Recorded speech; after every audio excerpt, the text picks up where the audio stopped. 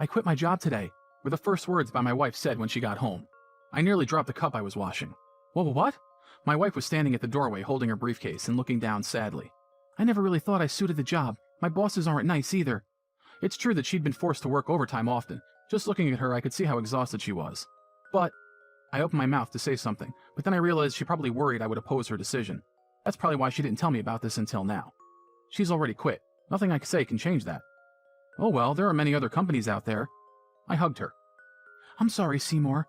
I will do my best to find a new job soon." I wanted to show her that I'm on her side. "My name is Seymour. I'm 31 years old. I'm a businessman at an average company. My parents both passed away when I was young. My grandparents who raised me also passed away shortly before I got married, so my only remaining family are my wife and in-laws, who live near us. I married my wife Carly, who was the same age as me, 3 years ago. We don't have kids, but we were a happy couple. At least we were until Carly quit her job. It's been about 1 year since she quit. Apart from my main job, I started doing side jobs like data entry gigs. I really worked hard. My wife has been looking for a new job, but hasn't had any success so far. I suggested she try working part-time while she looks for a job. But if I get too busy with the part-time job, it might negatively affect my job hunt, is all she'd say. I worked full-time, but my salary wasn't very high. Thanks to my wife's unemployment money and a little savings we've gotten by so far. But I'm worried. I had another big concern. Housework. In the past, we helped each other with chores around the house. But after she quit her job, my wife began helping out less and less. I understand that she's out job hunting most days, but she has days that she spends at home. Honestly, I thought she should do more around the house, but she kept saying she had to focus on the job hunt. She would let dirty dishes pile up in the sink without even rinsing them, and she would leave dirty laundry to stack up until I had no choice but to wash them after I got home from work.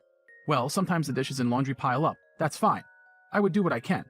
But even when she used to work overtime almost every night, she helped out more than she does now.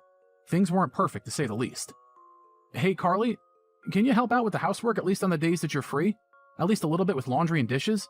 I mustered up the courage to ask her, but she shut me down immediately.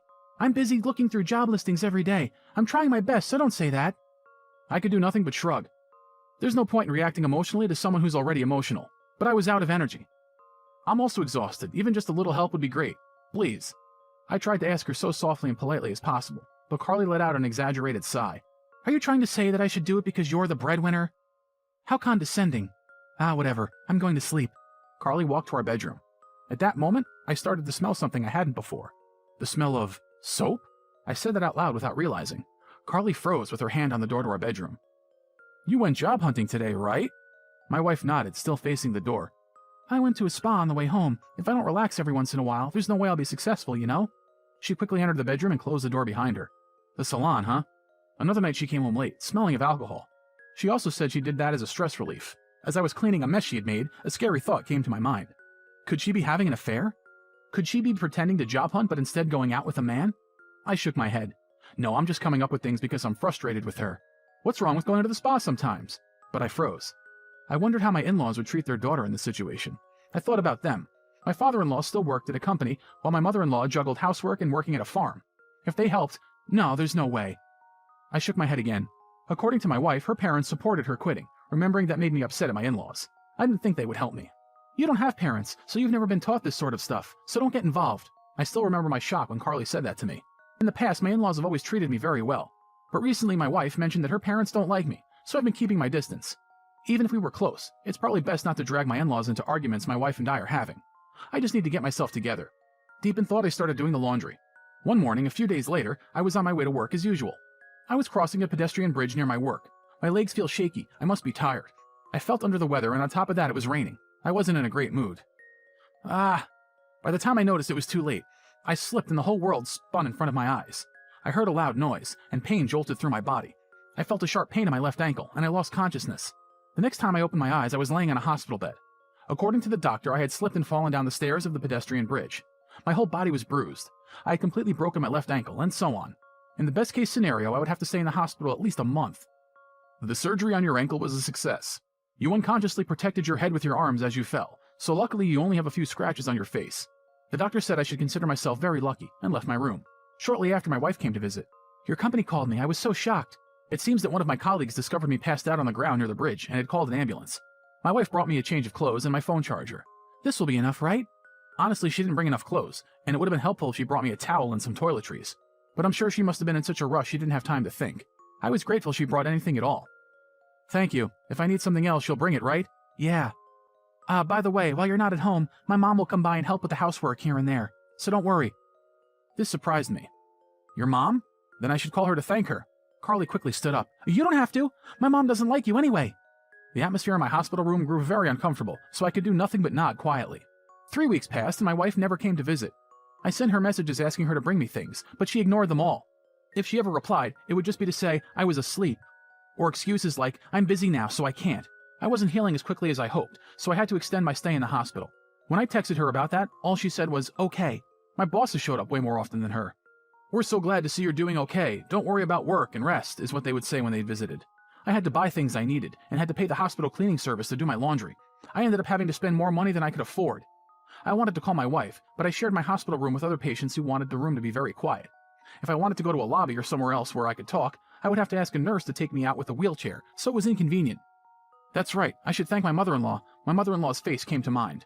Though my wife said I didn't have to, I thought it was for the best. I felt embarrassed that I had forgotten to call until now. I asked the nurse to take me out of my room, and I called my mother-in-law. Seymour, it's been a while. My mother-in-law answered the call with a bright and happy voice, but I was so nervous that my voice trembled.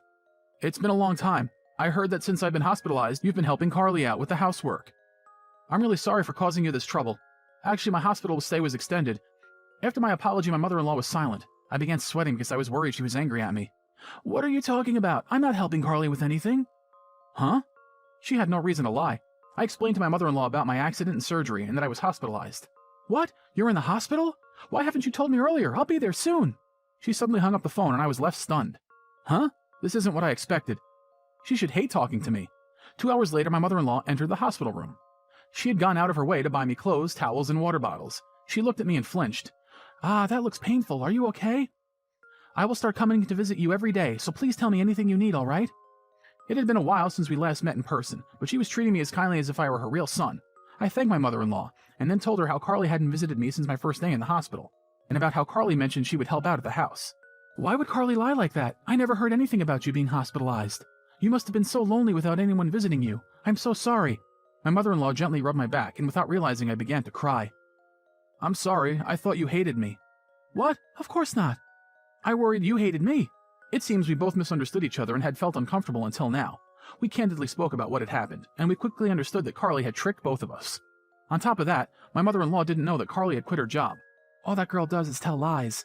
My mother-in-law looked incredibly disappointed, and she let out a deep sigh. It seems that ever since my wife was a child, she would lie in order to cover up her own bad deeds.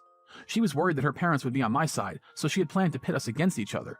That's why Carly made us think that we hated each other. Both my mother-in-law and I agreed that Carly was acting very suspiciously. Carly had done other things to make me wonder if she's having an affair. Can I ask you a favor? I whispered something to my mother-in-law. I will ask my husband to help and we'll see what we can do. She replied with a nod. 2 months after I was hospitalized, I was finally discharged. Why didn't you ever come to visit me? I saw your text. That's why I'm here to pick you up. I've been busy, but listen, I got a new job and it's at an amazing company. My wife came to the hospital to pick me up, and she spoke about how hard searching for a job had been during the whole taxi ride home. Humph, well, I guess we have to celebrate. When I said that, Carly's face lit up. That's right, we'll celebrate you getting discharged as well, returning to our home for the first time in months. Carly took off her shoes and entered the living room without me.